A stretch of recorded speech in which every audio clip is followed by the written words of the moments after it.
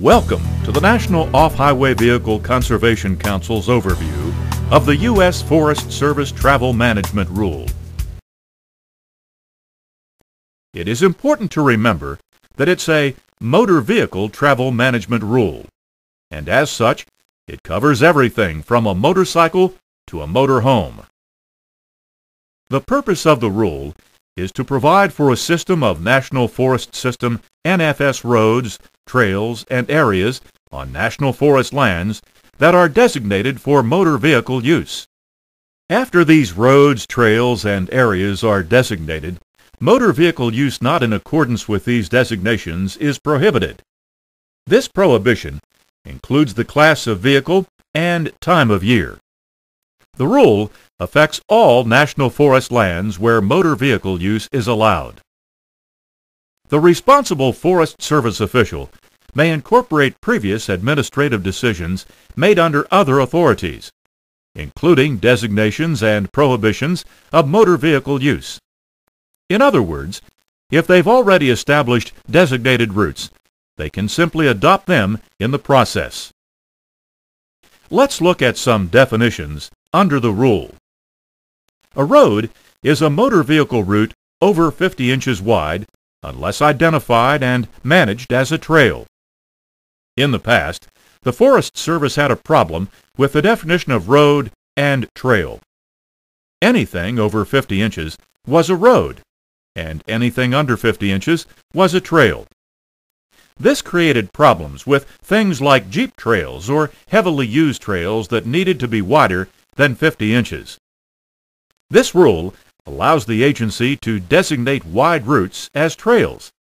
This makes a difference to riders because most state vehicle laws apply to roads but not trails. This clearly gives the agency management flexibility. A trail is a route 50 inches or less in width, or a route over 50 inches in width that is identified and managed as a trail. This confirms that wide routes can be managed as trails. An area is a discrete, specifically delineated space that is smaller, and in most cases, much smaller than a ranger district. The important parts of this definition are that an area is discrete and specifically delineated. It has a marked boundary and is identified on the map. Except in some specific cases, such as sand dune areas, they will be relatively small. A forest road is a road or trail wholly or partly within or adjacent to and serving the National Forest System that the Forest Service determines is necessary for the protection, administration, and utilization of the National Forest System and the use and development of its resources. Let's have a look at some vehicle designations. Designations can be by vehicle width or class. It may include almost any subdivision of vehicles, including motorcycle, ATV, UTV ROV, and 4x4. We recommend using vehicle width as the primary factor because it's easily measured in the field. It provides consistency for vehicle type, even though state definitions may be different. It also allows the industry to adapt to the various designations. If your trail is designed to handle a vehicle that is 50 inches wide, it really should not make any difference how the people ride on the vehicle. Designations may also be by time of year.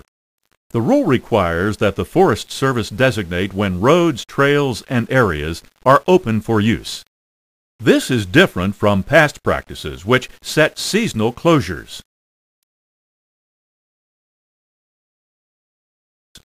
The rule clearly requires that the public be allowed to participate in the designation process.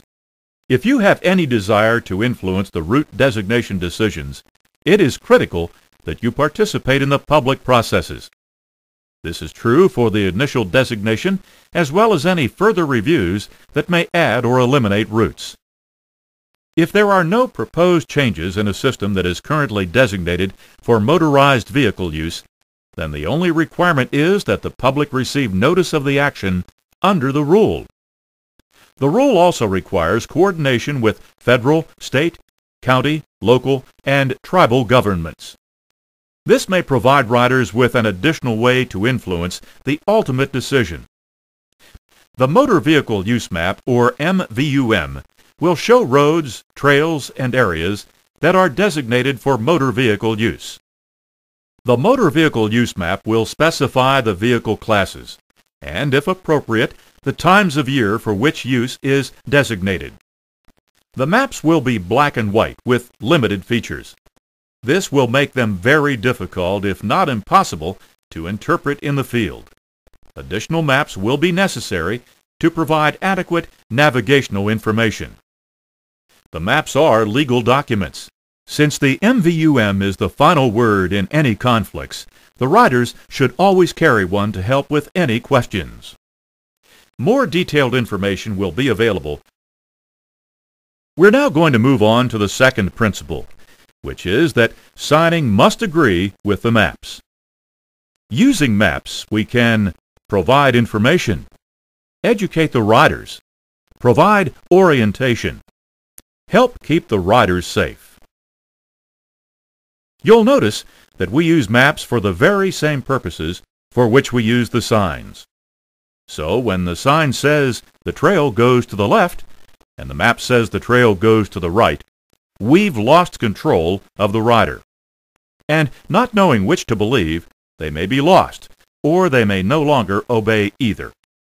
It's essential for the riders and for our resources that the signs and maps agree with each other. The mapping must also meet the riders' needs.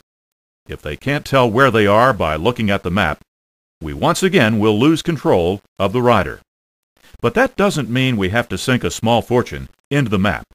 We just have to make it usable.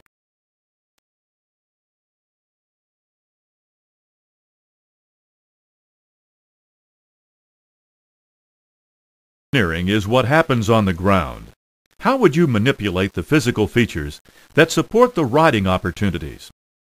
Education is what happens in the mind. This is where you influence expectations and establish behaviors. Enforcement is what happens in the wallet. Some people learn slower than others and may need some added emphasis in the form of punishment. Nearly all riders want to do what is right, but there are a few that may need some help. And evaluation is monitoring all the elements of the program and making adjustments as they're needed. Some important concepts to remember are that the 4 E's are interrelated and codependent. None can successfully stand alone. We'll succeed only if we effectively apply all of the 4 E's together.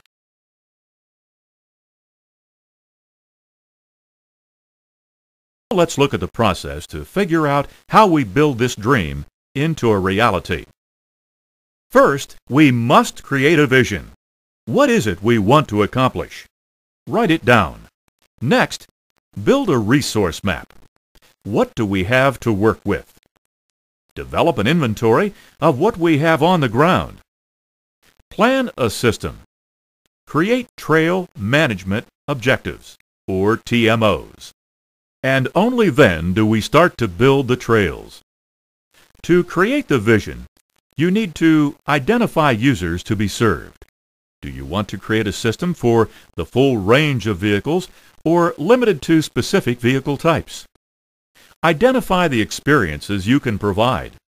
Will the area provide for all the activities desired, or will it be limited to specific types of recreation?